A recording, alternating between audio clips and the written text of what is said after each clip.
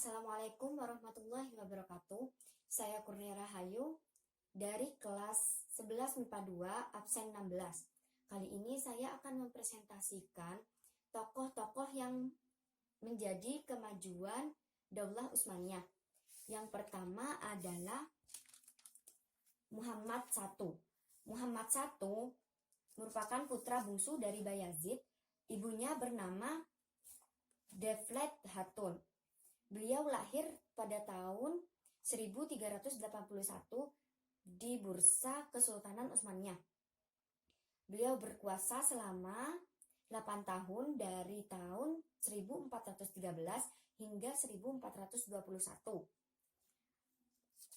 Di usia ke-40 tahunnya, beliau wafat tepat di tanggal 26 Mei 1421 dan dimakamkan di Makam Hijau Bursa, Turki. Muhammad I merupakan sosok yang sangat cinta kedamaian dan ilmu pengetahuan. Beliau juga disebut sebagai pendiri dua Daulah Utsmaniyah karena beliau berhasil membangkitkan kembali Daulah Utsmaniyah yang sebelumnya terjadi kekosongan kekuasaan, yaitu dengan menyusun pemerintahan, memperkuat tentara, dan memperbaiki kesejahteraan rakyat. Selanjutnya ada Murad II. Murad II ini merupakan pengganti ayahnya yaitu Muhammad I sesuai dengan cita-citanya. Prioritas utama Murad II yaitu merangkul kembali daerah-daerah yang terlepas dari Daulah Utsmaniyah sebelumnya, yaitu daerah Asia Kecil, Saloniki, Albania, Palak, dan Hungaria.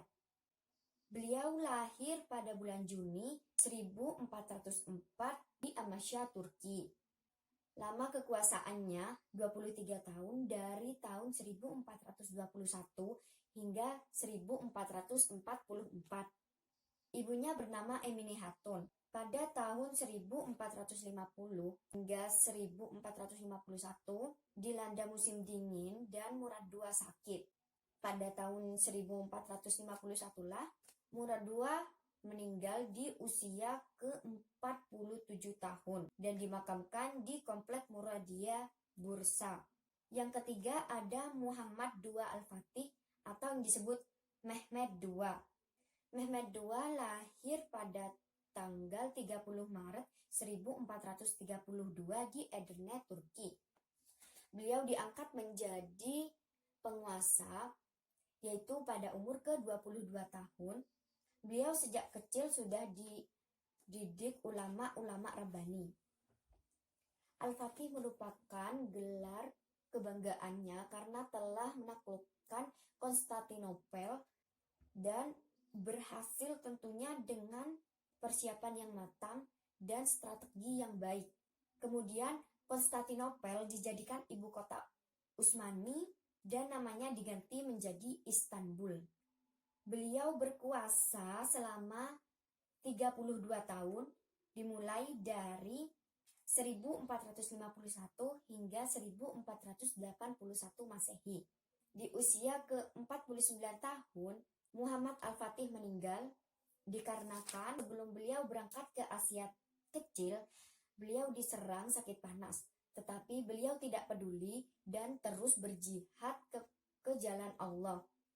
Karena beliau tidak peduli, sakitnya semakin parah sehingga beliau meninggal. Tepat di tanggal 3 Mei 1481 dan beliau dimakamkan di Komplek Muradiyah Bursa. Yang keempat ada Bayazid II. Bayazid II merupakan putra tertua dari Mehmed II yang dilahirkan pada tanggal 3 Desember 1447 dan berkuasa selama sekitar 31 tahun dari tahun 1481 hingga 1512.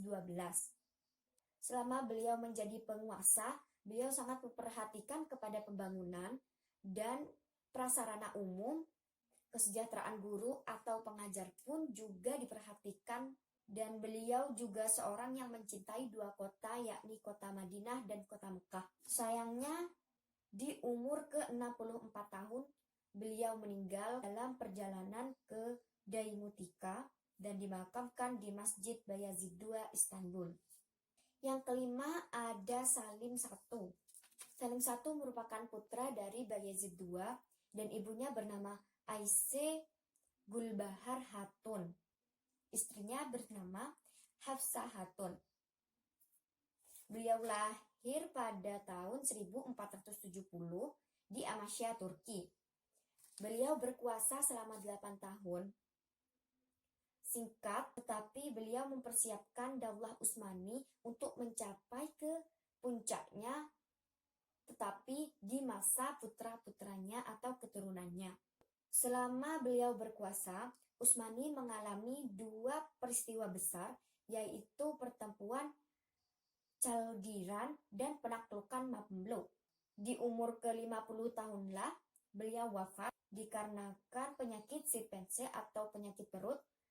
Ada yang bilang juga kena kanker atau bahkan diracun oleh tabibnya. Tepat di tanggal 22 September 1520, beliau wafat dan dimakamkan di Masjid Yefus Salim, Fatih Konstantinopel.